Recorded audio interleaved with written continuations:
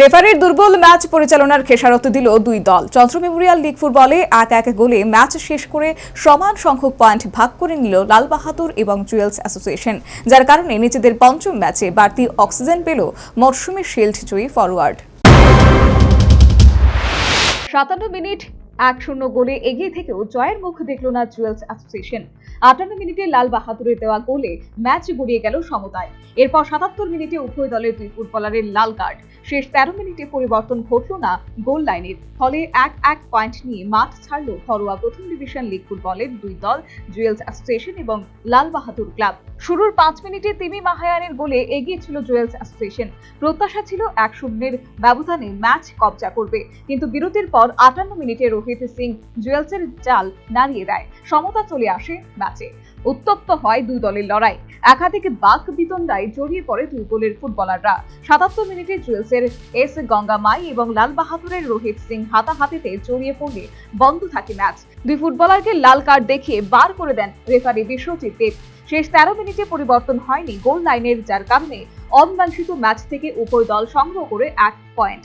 তবে দু দলেরই কাছে এই ম্যাচ অনেকটাই ছিল গুরুত্বপূর্ণ, যার কারণে পয়েন্ট হারানোর পর জুয়েলস কোচ এবং লাল বাহাদুর ম্যানেজার প্রত্যেকেই রেফারির ম্যাচ পরিচালনার ব্যর্থতার কারণে পয়েন্ট হারাতে হয়েছে বলে অভিযোগ করেন। চেষ্টা করছে রেফারিও, আমার মনে হয় না ততটা এই ম্যাচের লেগে ফিট আসলো। যারা দর্শকরা দেখছে সবাই দেখছে উল্টা পাল্টা কাশিবাজি করছে, ডাইরেক্ট পেছন দিয়ে মারতেছে। যেটি কার্ড হয় এটি ফার্স্টে কার্ড দিছে না, হাতের থেকে বাইরে গেছে।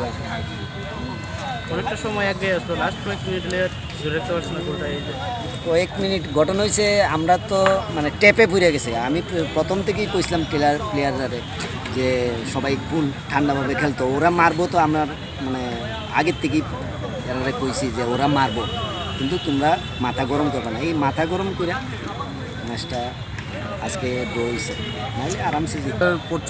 প্রচণ্ড গোল মিস হয়েছে, 2-3টা গোল ওপেন চান্স ছিল, স্কোরিংয়ের একটা প্রবলেম ছিল। তার উপর একটা ফার্স্ট হাফে আমরা একটা ন্যায্য পেনাল্টি থেকে বঞ্চিত হলাম। আর রেফারিংয়ের মান কি বলবো, যেটা লাল কার্ড উনি দেখেছেন, ওটা মাঠের দর্শকরা বলতে পারবেন কি ছিল ওটা। অপোনেন্ট টিমের প্লেয়ারকে ওই সময় কার্ড দিয়ে দিলেই ঘটনাটা এত দূর অব্দি করে না। আর এখানে আমি বক্সে বসে আছি, এখানে রেফারি রক্তিম শাহ লাইন্সম্যান, উনি মেন রেফারিকে কন্ট্রোল করছে মাঠের বাইরের থেকে। হ্যাঁ, উনি কী ধরনের বাঁশি বাজান আমার ধারণার বাইরে। তারপরেও আজকে পয়েন্ট নষ্টটা আমাদের সুপার ফোরের জন্য একটু কঠিন হয়ে দাঁড়ালো।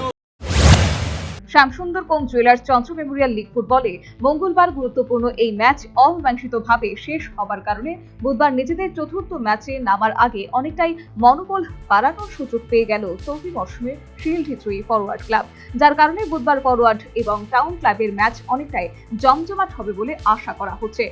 Bureau report, news vanguard.